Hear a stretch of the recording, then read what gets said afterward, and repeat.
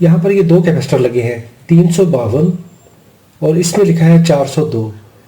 दूसरी लाइन में SCPC लिखा हुआ है, यहाँ पे भी हुई है 470 470 6 जो पहली लाइन है ये है लॉट कोड। बनाने वाले ने इसको अपनी क्वालिटी कंट्रोल के लिए, इसका डाटा मेंटेन करने के लिए ये रखा कि कौन सी लॉट का कैपेसिटर है।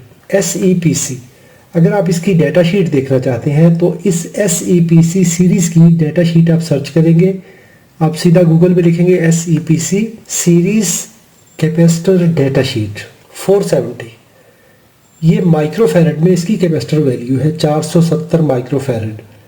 इसके बाद लिखा हुआ है 6 वोल्टेज है, रेटेड वोल्टेज 6.3 वोल्ट होते हैं, तो कोड की सूरत में यहाँ पे 6 लिखा। ये इसकी पट्टी वाली साइड नेगेटिव टर्मिनल है। Conductive polymer aluminium solid capacitor Panasonic company का है। Thanks for watching.